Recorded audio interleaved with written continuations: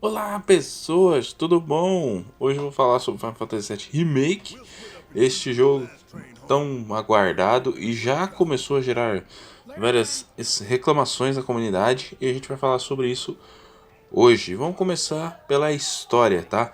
Para quem nunca jogou Final Fantasy VII original, não precisa ter jogado para jogar esse aqui.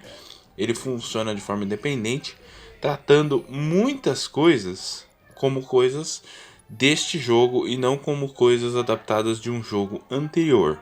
Né? Esse jogo pode ser definido como Final Fantasy VII mais. Por que isso? Normalmente quando a gente tem um remake, como foi o caso, por exemplo, de Resident Evil 2, nós temos um novo gráfico, né, que seria um mais, adição de um gráfico mais atual, melhor, e também nós temos a adição de conteúdo a mais, assim, que é só aquele conteúdo superficial. Alguma arma nova, alguma roupa nova, alguma sala nova. Final Fantasy VII Remake pega esse conceito e adiciona muita coisa a mais. Ele adicionou sistema novo, ele adicionou uma trilha sonora totalmente nova, além de personagens novos que são importantes para a trama da história desse jogo, e também informações que a gente não tinha no original e nesse foi completado do que não tinha originalmente na primeira versão do jogo. Agora a gente tem todo um conteúdo a mais adicionado a essa história e esses personagens fazem parte importante da trama e eles são muito bem colocados e não são excessos. Pelo contrário, cada personagem que é introduzido ele vai ter um arco de expansão onde vai contar mais sobre esse personagem, sobre as motivações dele, sobre como ele é adicionado à história e a importância desse personagem para a história, né? Nós temos vários detalhes de pequenas coisinhas que são adicionadas para você entender mais sobre aquele personagem e sobre a história, e eles complementam para acontecimentos futuros em capítulos mais avançados da história. O jogo tem 18 capítulos, tá? Um aviso para quem for gravar ou fazer live no PS4. O 18º capítulo não é autorizado pela Square a ser transmitido, então não dá para você transmitir ele e dar bloqueio de imagem de sessão. Não, não pode. E por quê? Porque tem muito spoiler ali naquele final de informações do jogo original. Para quem jogou não faz diferença, porque a maioria das coisas que vai ser apresentada aqui você já conhece, já sabe, já entende sobre aquilo ali, porque você viu lá no original, então você sabe do que a história tá falando. E para quem nunca viu, vai ser um spoiler de coisas novas que você não sabe do que é, informações totalmente novas, que mexem muito com o próximo jogo. Falando em próximo jogo, outra coisa que se fica levantada neste jogo. O jogo vai deixar você com vontade de, ai, quero mais, quero a continuação agora. Não, não vai. Você quer a continuação, mas ele não vai te deixar ansioso pela continuação, porque toda a história contada nesse primeiro jogo, ela é finalizada ali, né?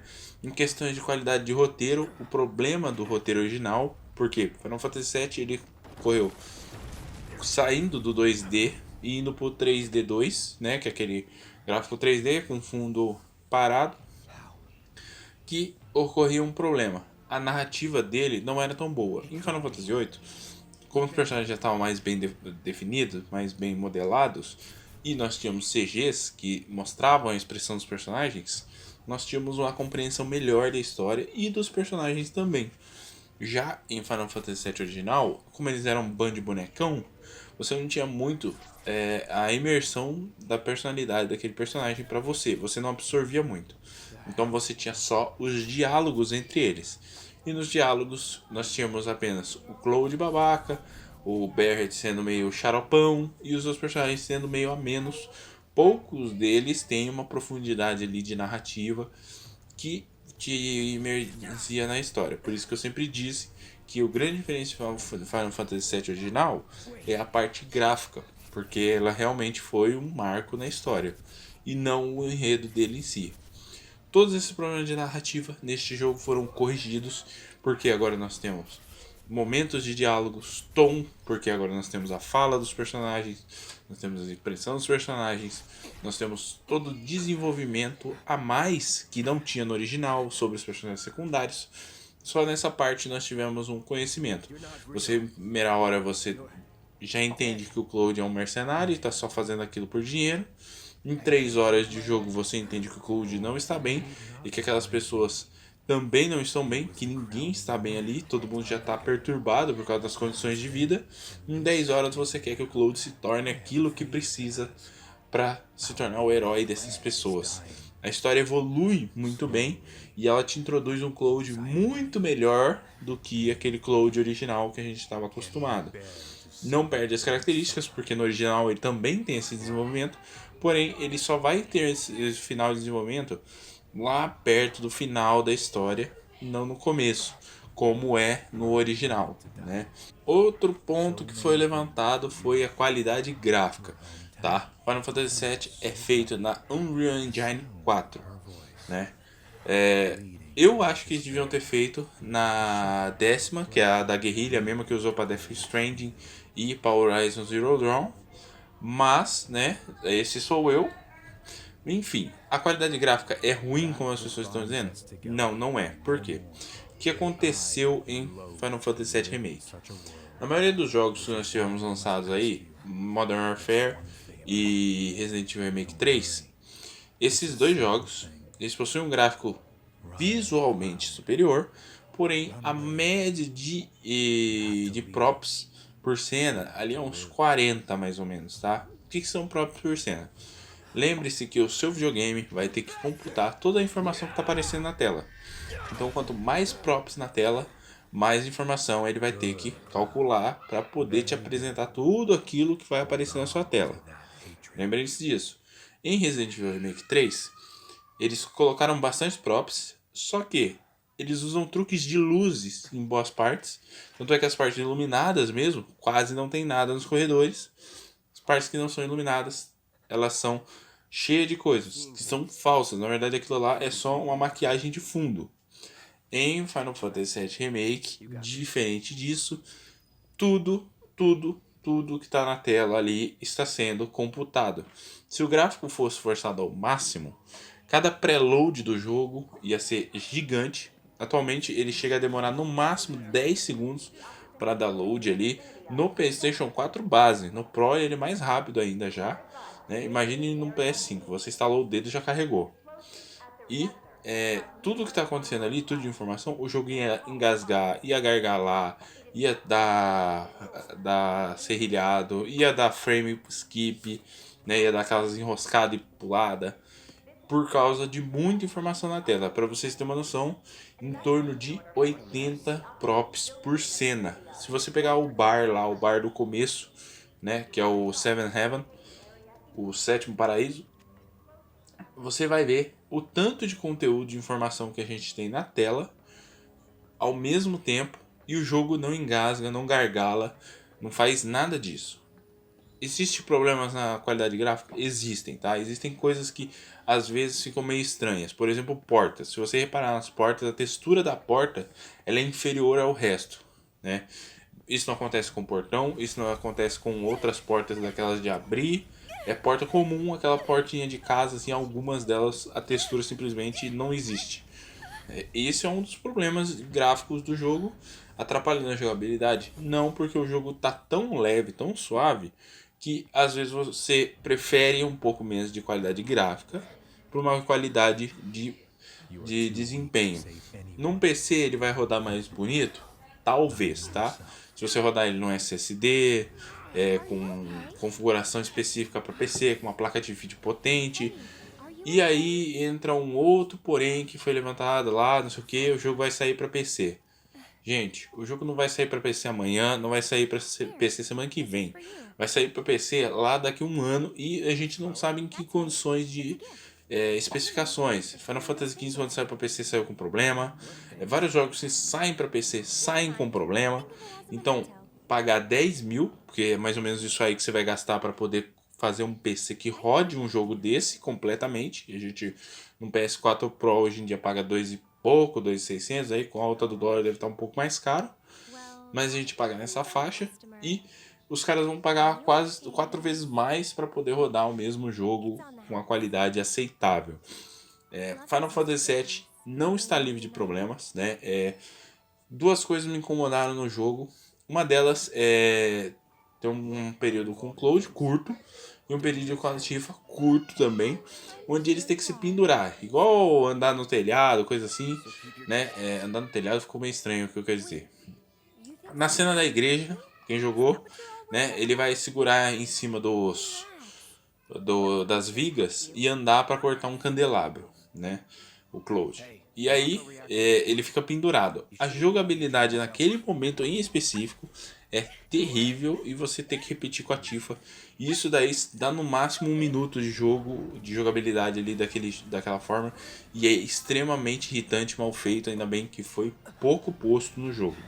E outra coisa que me irritou, existe uma parte onde você faz um puzzle, onde você tá com o Cloud e com a Aerith. E você tem que fazer um puzzle lá de umas mãos mecânicas. E a primeira vez eu, nossa, puzzle novo, legal. A segunda vez que eu, meu, isso aqui tá irritando. A terceira vez, se tiver mais um, eu vou reclamar disso aqui. Porque é muito ruim.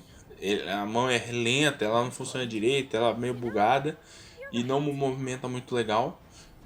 A primeira vez que você vai fazer até acostumar como é que funciona é um pouquinho irritante. E isso daí é uma das coisas que... Por que esse jogo é bom? Por quê? Você pega Death Stranding. Lembra que eu falei lá na análise que a ideia do Kojima era cansar o jogador para ele entender a sensação que o Sam passa no jogo? Aqui nós temos isso com algumas situações do jogo de luta. No jogo, nós lutamos muito pouco, comparado ao tanto de história, o tanto de missões, o tanto de busca de item, leva atrás de item. Muitos puzzles no jogo, tem vários puzzles simples, são simples, mas eles estão lá. Muito simples, mas eles estão lá, né? Eles estão presentes no jogo. E o que acontece? Momentos que você está fugindo, você luta. Quando você está se cansando de ter que ficar naquele, ai, luta, acaba as lutas, ou vem um boss. Aí você pega a sensação dos personagens. Nossa, eles também devem estar cansados de ter que ficar lutando com vários inimigos consecutivos. Não sei o que lá. Ele passa aquela sensação, não exagera, porque quando você vai chegar no seu limite de aturar aquilo ali, ele acaba. As lutas são curtas e rápidas, então a maioria delas demora muito pouco.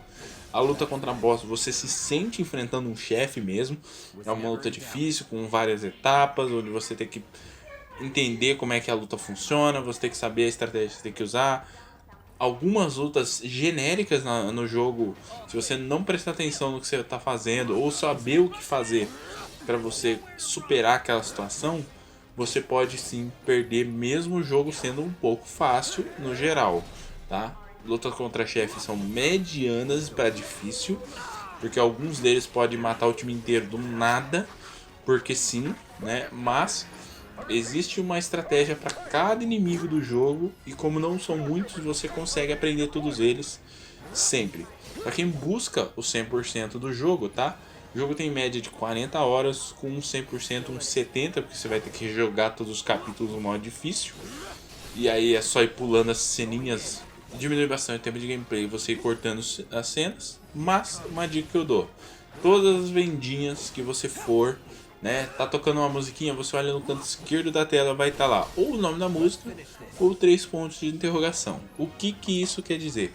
Isso vai dizer para você se você tem ou não aquela música. São 31 no total, então você vai comprando. E nas lojinhas você vai ver que tem uns que são laranja, né, que o preço dele é laranja. Isso daí significa que está com promoção. Compre todos os itens laranja. Por quê? Porque economiza muito tempo e dinheiro que você vai precisar para algumas partes. O dinheiro, né, em questão de cura, item e tudo mais, os itens vão servir no começo, depois eles vão ficar meio obsoleto, é mais magia mesmo, exceto o éter, que você vai acabar usando bastante para poder curar o seu MP. Outra coisa importante também é o descanso, né? O Cloud nesse jogo ele faz cosplay de casal bé e ele adora sentar no banco da praça para dar uma descansada. Uma ideia muito inteligente que faz muito mais sentido dentro da história. Por que faz sentido?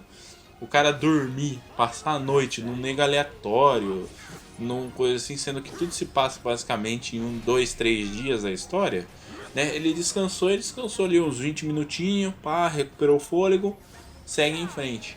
Isso daí eu gostei, foi uma boa adaptação pro conceito de tempo que a gente não tinha nos RPGs originais. Nesse aqui eles deram uma adaptada, ficou legal. A sensação de você estar jogando Final Fantasy VII é de você estar jogando um Final Fantasy lá do PlayStation 1 com gráficos bonitos. E isso é importante, porque jogar um jogo que realmente te faça sentir bem, que te absorva, que dê aquela sensação de estou jogando um Final Fantasy legítimo, está neste jogo. Isso é muito importante, tá? A trilha sonora é a mesma do original, mais, né? Remixada, adaptada, melhorada, né? Tudo mais. Nós temos, para cada personagem, nós temos 6 armas para cada um deles, que tem várias formas de você pega, achando baús, fazendo quest, comprando, até mesmo roubando de inimigos. Outro ponto aí que você vai ter que prestar muita atenção e rejogar aí, vendo todos os inimigos, todos os que tem tudo e tudo mais, né? O sistema do jogo, como ele funciona. Cada arma do personagem vai ter uma habilidade para adicionar para ele. Assim como em Final Fantasy IX, cada arma tem sua habilidade própria. Você vai usar um número X de vezes aquela habilidade. Quando você terminar de usar, você habilita ela. Entendeu? Então você vai ter que ficar usando até aparecer lá no canto direito, que por sinal é um feed muito prático, que não atrapalha em nada a visão do jogador, avisando tudo o que aconteceu, e você consegue rapidamente ver o que tem ali de informação. Uma informação aqui a mais é que todos os itens têm o nome adaptado para o português, e então agora você pode saber o nome do item. Não lembro, joguei muito Final Fantasy, não sei qual que é um, qual que é o outro. Só ir lá no item, informação do item lá no inventário, e você sabe o que o item faz. Além disso, a arma pode ser melhorada e aprimorada com vários slots de habilidades, o PH, né? Pontos de habilidade. Conforme você passa de nível e pega determinados itens durante o jogo, você vai habilitando mais pontos de habilidades. O que esses pontos de habilidades fazem? Eles vão complementar para você alguns bônus de status. Aumenta ataque, defesa, espaço para matéria para aquela arma e mais alguns detalhes a mais. Lembrando que as armas no jogo, elas visualmente aparecem diferente. Então se você troca a arma do Barrett, o braço dele lá muda de forma, fica com uma outra forma de arma. Se troca a arma do Cloud, a espada dele troca de arma. E as matérias que estão colocadas nesses itens aparecem visualmente lá qual matéria você está usando em qual arma nos espaços padrões da matéria da arma. Se adicionar mais, não aparece, tá? E a matéria, ela passa de nível igual no original, você coloca o slot, ela é conectada, dependendo da matéria, uma conecta com a outra e faz efeito a mais. Todas elas estão muito bem explicadas o que faz lá. Uma coisa que eu sempre reclamo: faz tal efeito. Adivinha aí como é que funciona. Final Fantasy VII Remake, ele vai lá e te explica exatamente o que aquilo faz. Se você ainda tiver dúvida, tem um menu lá de informações para você tirar qualquer dúvida que você tem, mas normalmente eu acho que não precisa, porque ela é muito bem explicada, né? As matérias foram modificadas do original, né? Elas têm algumas modificações, algumas matérias novas, outras matérias não estão no jogo, e os summons desse jogo, que agora cada personagem tem um slot para um summon, que não precisa ser upado, ele já vem direto no nível máximo. E com o tempo, quando o seu personagem ficar fraco, ele vai liberar para ativar o summon, ou quando a batalha dura muito tempo, ele vai ativar o summon, como era em Final Fantasy XV. No sistema de batalha, cada personagem tem uma própria forma de jogar. Outra coisa maravilhosa: os inimigos têm uma movimentação própria, os personagens têm uma movimentação própria. A defesa, o Cloud se esconde atrás da espada com perfeição. Você vê a Tifa, a movimentação dela dos combos. Você consegue combar um combo com o outro, né? Você dá o murro dela para cima, você consegue combar um item, uma habilidade, e ela dá um combo a mais e não descer pro chão e fazer de novo. O Cloud também tem umas coisas assim. Você pode ser interrompido no meio do seu movimento e você perder aquela barra. Então você, às vezes, defender e esperar o inimigo abrir uma brecha é mais importante do que você atacar e causar dano. E você se adaptar a cada inimigo é importantíssimo. Outra coisa importante sobre o jogo é sobre o inimigo em si. O inimigo ele tem alguns estágios. Você pode bater nele, normal. Ele pode estar invocando, se você der um golpe forte, como a habilidade Valentia do Cloud, e quebrar essa concentração dele, vai causar um dano maior e também vai impedir que ele use a magia. Sob pressão, significa que o inimigo está vulnerável para ataques, né? Normalmente o cara perdeu o equilíbrio, ou então a IA está sobrecarregada ali, você consegue atacar o inimigo sob pressão, e aí você consegue aumentar a barra dele de atordoamento. No atordoamento, automaticamente já pula para 160%, podendo ser aumentado com algumas habilidades e técnicas que os personagens têm.